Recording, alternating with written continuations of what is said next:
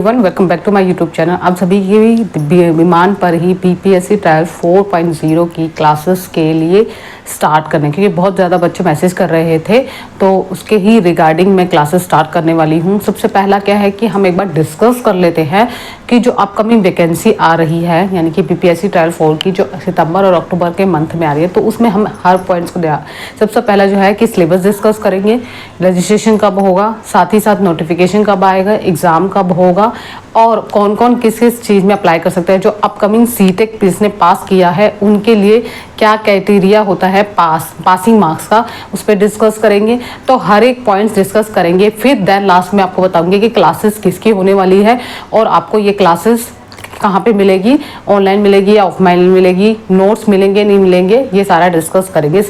Without time ना waste करते हुए सबसे पहले जो सीटेक क्लियर कर चुके हैं उनको देखना जरूरी है। ज़्यादा से ज़्यादा बच्चों को शेयर कीजिए, कोई भी चीज़ स्किप मत कीजिए, क्योंकि अगर एक भी पॉइंट छूटा तो आपको जो अपकमिंग बच्चे हैं जो सीटेक क्लियर कर चुके हैं और जो इस पोजीशन के लिए यानी कि इस क्वालिफाइड के लिए अप्लाई कर सकते हैं, इस फॉर्म के लिए अप्लाई कर सकते हैं, उनके लिए थोड़ा सा अच्छी है वीडियो। तो स्टार्ट टाइम वेस्ट ना करते हुए स्टार्ट करते हैं। फर्स्ट ऑफ ऑल सबसे पहला है कि बीपीएससी ट्रायल 4.0 जो है, अभी मैंने रिसेंटली एक अपडेट डाला था जिसमें मैंने लिखा था कि जो अभी वैकेंसी है कि 1,60,063 यानी कि 1,60,063 लैक्स की वैकेंसी की बात हो रही है।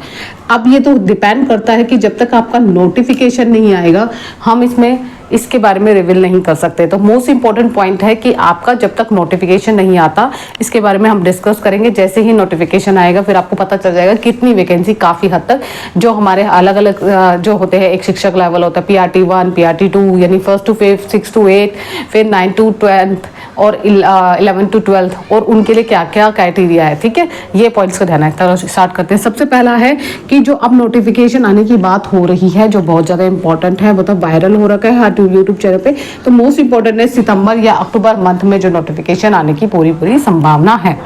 अब बात आती है कि मार्क्स कितने होते हैं। देखिए इसके मार्क्स जो होते हैं, जो बीपीएससी ट्रायल ने दिया है 150 मार्क्स होते हैं जो टोटल मार्क्स होते हैं इसके, और इन टोटल मार्क्स में ही आपको पेपर के पैटर्न भी बताऊंगी कि क्या क्या होता है। ठीक है, नेक्स्ट इज टाइमिंग इज 2.5 यानी कि 2.5 घंटे का पेपर होता है और 2.5 घंटे में ही आपको सब कुछ करना होता है।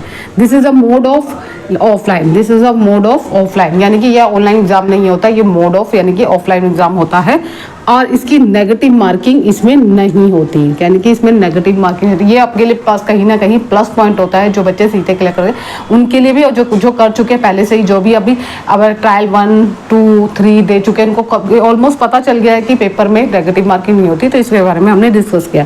पहले क्या होता था कि इसमें अटैम्प्ट के लिए 3 टाइम्स दिया जाता था, अब क्या हो गया, इस टाइम को बढ़ा दिया। मुझे लगता है कि जो टाइम दिया गया ना, ऐसा नहीं है, कोई भी अगर जो टीचर बनने चाह रहा है, जो टीचर बनने के लिए प्रिपेयर है, इसके लिए आपको लाइफ टाइम होना चाहिए कि जब आपका प्रोसेस है, सीटेक प्रोसेस क्लियर हो गया यानी क्वालिफिकेशन क्लियर हो गई, आप देन जाके गवर्नमेंट जॉब का एग्जाम भरो, प्रिपरेशन करो, एग्जाम क्लियर करके अच्छी खासी नौकरी लो। तो कहीं ना कहीं ये पॉइंट मुझे भी डिसकनेक्टेड लगा, यानी अच्छा नहीं लगा कि हाँ, जो मुझे लगता है कि 5 टाइम देने की बजाय उनको आगे लाइफ टाइम करना चाहिए। ये मेरी अपनी खुद की राय है, बाकी गवर्नमेंट का अपना राय होती है कि वो क्या उनको सही है क्या गलत है, वो अपने व्यू पे बताते हैं। फर्स्ट ऑफ ऑल सबसे पहला है कि 5 टाइम्स देना पड़ेगा।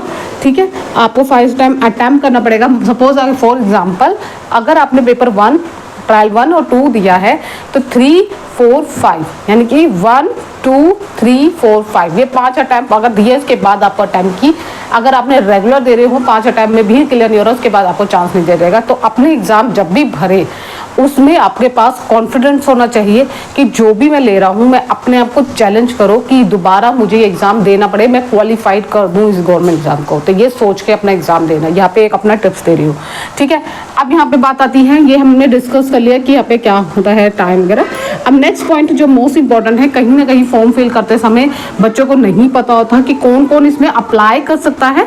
तो first of all the CTET exam is paper 1 and 2, this is the 1st to 5th and 6th to 8th class, and the mode of the male of candidates and other candidates, the female candidates Bihar and other candidates। तो most important point है, female अगर बिहार से है, ध्यान दीजिए, जहाँ mail Bihar से हैं, मेल जो बिहार से है उनके लिए इंपॉर्टेंट पॉइंट है कि जनरल कैटेगरी में आपके 90 मार्क्स होने चाहिए, नहीं सॉरी टू से, जनरल कैटेगरी के 90 मार्क्स होने चाहिए। ओबीसी और ST ST के लिए ओबीसी के लिए 82 मार्क्स दिए गए हैं, एससी और एसटी के लिए 75 मार्क्स दिए हैं जो इसको फॉर्म फिल कर सकते हैं जो मेल पे है।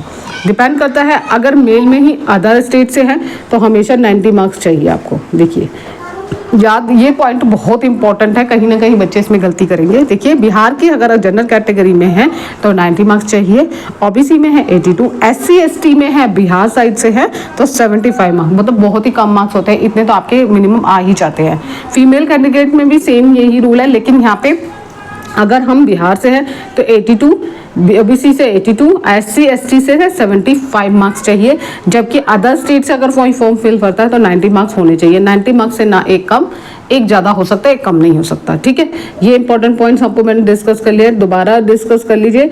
बिहार कैंडिडेट्स वाले general category 90, OBC 82, SC ST 75, other category में 90 चाहिए। अगर फीमेल की बिहार से है तो 82 और ओबीसी 82, एससी एसटी है तो 75 और अदर से हमारे 90 मार्क्स होने चाहिए। सी टेक पेपर 1 और 2 जो अप्लाई करना चाहता है, देन पेपर 1 और पेपर 2 यानी कि C TET paper 1 first to fifth and C TET paper 6 to 8 वाले, उनके लिए है ये जो अप्लाई करोगे। अगर आपके मार्क्स आए हैं तो ही फॉर्म फिल कर सकते हो। Then the second thing is कि क्वालिफिकेशन क्या चीज़ है। अब आता है पॉइंट क्वालिफिकेशन। देखिए हर एक एग्जाम की अलग अलग क्वालिफिकेशन दे रखी है, हम हर एक चीज़ में डिस्कस करेंगे। देखिए यहाँ पे मैंने यहाँ पे 9 to 10 का भी लिखा हुआ है, यहीं पर भी मैं आपको यहीं पर डिस्कस कर दूंगी क्योंकि यहाँ पे बोर्ड में सिर्फ है। देखिए यहाँ पे सबसे पहले अगर फर्स्ट टू फिफ्थ की बात करें तो आपके जो है 12th पास और प्लस आपका जो 12th पास के साथ साथ आपकी जो डीएलएड है वो कंप्लीट होना चाहिए। ठीक है, डीएलएड कंप्लीट होना चाहिए। बीएड वाले भी यहाँ पे अप्लाई कर सकते हैं, ये बिहार शिक्षक भर्ती में ये बहुत अच्छा अपॉर्चुनिटी है कि आप अप्लाई कर सकते हैं। देन उसके बाद आपका सीटेक पेपर 2 क्लियर, सीटेक पेपर 1 क्लियर होना चाहिए, तभी आप यहाँ, और कितने मार्क्स से होना चाहिए, अगर वो उसी बिहार स्टेट से है तो आपके जो पेपर है मेल में आपको मैंने यहाँ बता दिए, फीमेल में ये है, तभी आप अप्लाई कर सकते हो। और देन फर्स्ट 12th क्लास, ठीक है। And then second thing is 6 to 8 की क्वालिफिकेशन अगर देखें तो ग्रेजुएशन होनी चाहिए, बीएड प्लस डीएलएड वाले भी इधर अप्लाई कर सकते हैं। तो दोनों ही एग्जाम है, प्लस सीटेक पेपर 2, तो सीटेक पेपर भी 2 क्लियर होना चाहिए, तभी आप इस चीज़ के लिए मतलब इस 6 to 8 के लिए अप्लाई कर सकते हैं। अब आती है 9 to 10। 9 to 10 के वर्ग के लिए अलग है। 9 to 10 के लिए यहाँ पे है बीएड प्लस एसटेक पेपर 1 क्लियर होना चाहिए और आपकी ग्रेजुएशन होनी चाहिए, तभी आप इस चीज़ के लिए अप्लाई कर सकते हैं। अगर वर्ग 11 से 12 के बीच में है तो बीएड होना चाहिए, एसटेक पेपर 2 होना चाहिए और पोस्ट ग्रेजुएशन होनी चाहिए, तब इसके लिए फॉर्म अप्लाई कर सकते हैं। यहाँ पे भी एसटेक के लिए भी आपको अलग अलग क्राइटेरिया दे रखे कि आप कौन कौन से फॉर्म को अप्लाई जिस सब्जेक्ट में है, यानी 6 to 8, 9 to 10 और 11 to 12 में कौन से सब्जेक्ट को अप्लाई कर सकते हैं। अब आप डिसाइड करते हैं कि अब बात करते हैं पेपर सीटेक पेपर 2 में कौन कौन से सब्जेक्ट कॉम्बिनेशन ले सकते हैं, यानी कि 6 to 8 क्लास पर 2 सीटेक जिनका क्लियर है उनके सब्जेक्ट साइंस में मैथ्स दो सब्जेक्ट ले सकते हैं। ठीक है, उसके बाद फिजिक्स, केमिस्ट्री और बायो। ठीक है, अब आता है एसएसटी की तरफ। एसएसटी में आपका history, geography, polity, philosophy, economics, psychology, commerce subject और होम साइंस, ये बच्चे इस चीज़ के लिए अप्लाई कर सकते हैं। देन ही 6 to 8 में हिंदी ऑनर्स किया हुआ, ये सब्सिडरी है हिंदी एंड इंग्लिश लिटरेचर का, तो आप ऑनर्स हो तो ऑनर्स में भी अप्लाई कर सकते हो और सब्सिडरी हो तो उसमें भी अप्लाई कर सकते हैं। ठीक है, एंड देन ये एग्जाम 6 to 8 के लिए मैंने आपको कंपल्सरी बता दिया है जब आप फॉर्म फिल करेंगे। अब बात करते हैं, डिस्कस करते हैं एग्जाम पैटर्न की, जो मोस्ट इंपॉर्टेंट है पैटर्न की, जहाँ पे 120 मार्क्स के क्वेश्चन होते हैं, जिसमें से आपका सबसे पहला जो होता है वो लैंग्वेज होता है। देखिए लैंग्वेज जो होता है उसमें हमारे इंग्लिश यानी कि 25 क्वेश्चन होते हैं और हिंदी होता है 75 क्वेश्चन। इस एग्जाम को सबसे पहले हमें पार्ट 1 समझ लीजिए, पार्ट 1 देना होता है। पार्ट 1 में हमारा हिंदी 75 क्वेश्चन और 25 क्वेश्चन हमारे इंग्लिश के होते हैं, और इसमें क्वालिफाइड जो एग्जाम होता है 30 मार्क्स आपके आने चाहिए, तभी ये एग्जाम क्लियर हो जाएगा। उसके बाद मेन सब्जेक्ट जो आपका है उस पे जाएंगे, क्योंकि उस पे ही क्लियर करेंगे, आपको मतलब चेक करेंगे। अगर ये क्लियर नहीं है, ये क्वालिफाइड नहीं है, तो आप इस एग्जाम के लिए अप्लाई नहीं कर सकते हैं। अब देन आती है बात कि मार्क्स कितने हैं। देखिए 40 मार्क्स क्वेश्चन अलग होते हैं और 80 मार्क्स क्वेश्चन कौन होते हैं। ध्यान दीजिए, कॉमन पेपर सभी के लिए है। कॉमन पेपर यानी 1st to 5th, 6th to 8th, 9th to 10th और 11th to 12th, इनके लिए कॉमन पेपर इसलिए है कि आपका कुछ में मैथ्स भी पूछा जाएगा पेपर 1। जैसे अगर सपोज कीजिए कॉमन पेपर है maths, reasoning, current affairs, science या ईवीएस। जो ईवीएस किसके लिए होगा, ईवीएस आपका जो 1st to 5th के लिए है।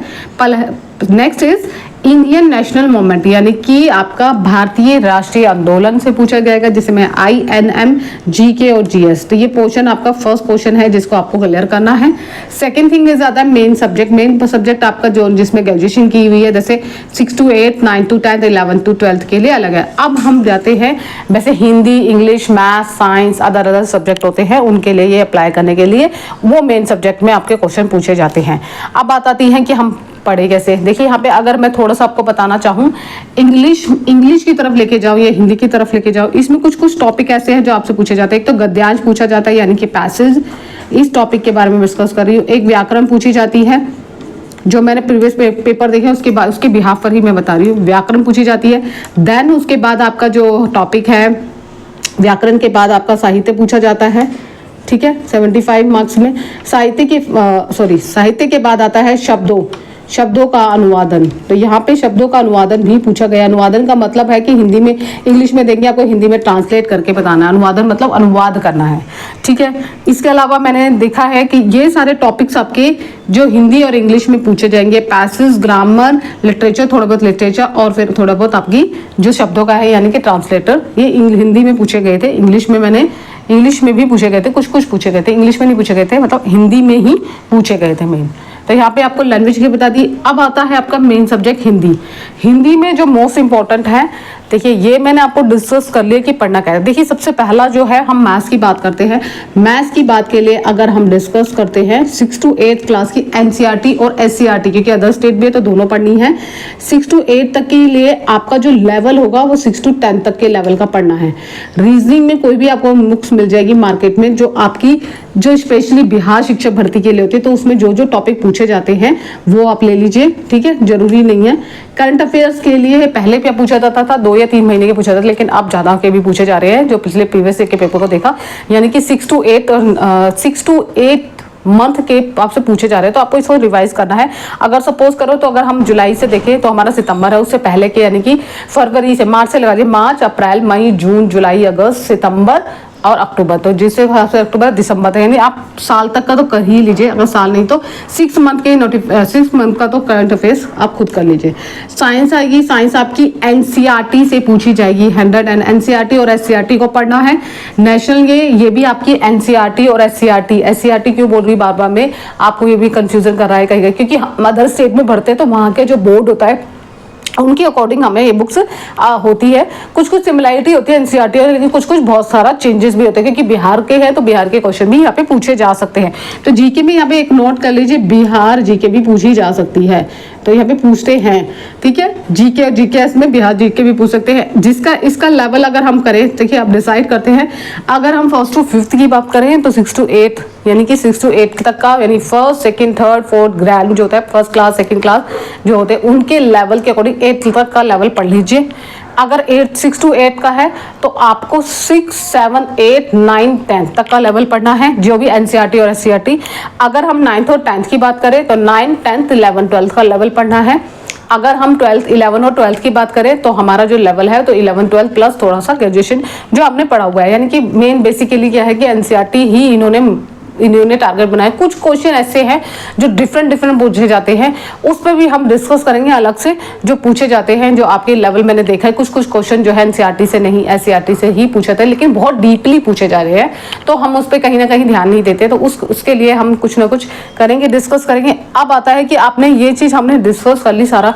अब आता है बहुत बच्चे जो मुझे क्लासेस के कह रहे थे, तो क्लासेस जो है मैं एक तो इस पोर्शन की दूंगी, देखिए मैथ्स और जीके की नहीं, मैथ्स और जीके की, मैथ्स की जो है क्लासेस और जीके की, ये रीजनिंग की सॉरी, ये नहीं दूंगी। सिर्फ आपकी जो जीके पोर्शन है उसकी है क्लासेस चलेगी, क्योंकि वो एनसीईआरटी और एससीईआरटी से रिलेटेड होगा, तो इसकी क्लासेस चलेगी।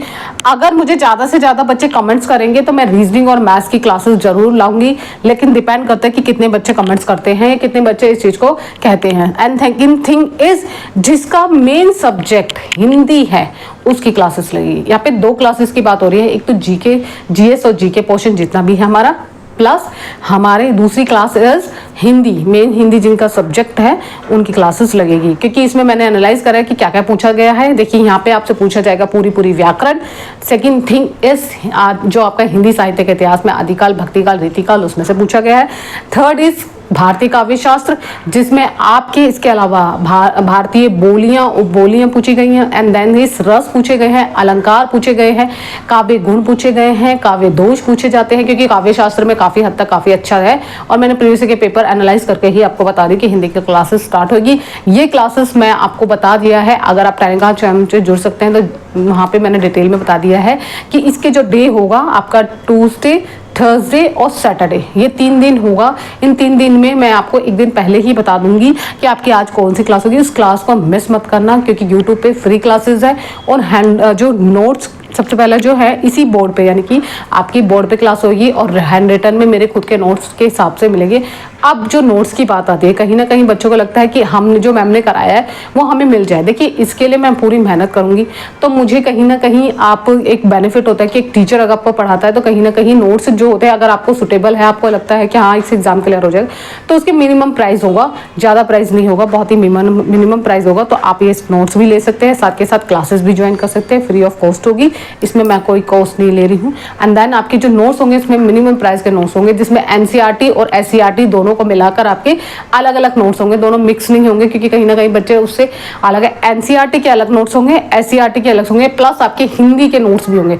तो हिंदी की जो प्राइस होगा वो जब भी आपका जैसे कंप्लीट हो जाएगा वैसे वैसे आपको टेलीग्राम चैनल पर एक दे देंगे। जैसे सपोज मैंने आज ज्योग्राफी कराई, तो ज्योग्राफी 6th क्लास की अलग होगी, 7th की अलग होगी, 8th की होगी। जब ये कंप्लीट हो जाएगी तब देन आपको रिवीजन के लिए दे दिया जाएगा और आप लेके रिवीजन कर सकते हो, उससे पढ़ सकते हो, ठीक है। ऐसी एससीईआरटी के भी दिया जाएगा 6 to 8 की ज्योग्राफी और आपकी सिविक्स और साइंस के भी नोट्स बनाऊंगी, लेकिन मैं धीरे धीरे करके बनाऊंगी, क्योंकि इतनी सारी चीज़ें मेरे को भी बनानी है और मैं हैंड रिटन में बनाऊंगी, तो इसलिए। और हिंदी का भी आपको मिलेगा, जो प्रीवियस के पेपर भी इसमें इंक्लूड होंगे, जितने भी है ट्रायल 1, 2 और 3 के, कोशिश करूंगी उनका थोड़ा डिस्क्रिप्शन भी दे दूं ताकि आपको इजीली समझ में आए कि इसमें क्यों पूछा गया है, ठीक है। और अगर आपको ये वीडियो हेल्पफुल लगे तो ज़्यादा से ज़्यादा बच्चों को शेयर कीजिए। अगर कोई भी डाउट्स है कि हाँ बीपीएससी की तैयारी शुरू कर रहे हैं तो क्लासेस मैंने आपको बता दी है। क्लासेस अगेन मैं आपको बता देती हूँ दोबारा से। मैंने यहाँ पे लेनी है Tuesday and Thursday and Saturday, ये 3 दिन क्लासेस होगी।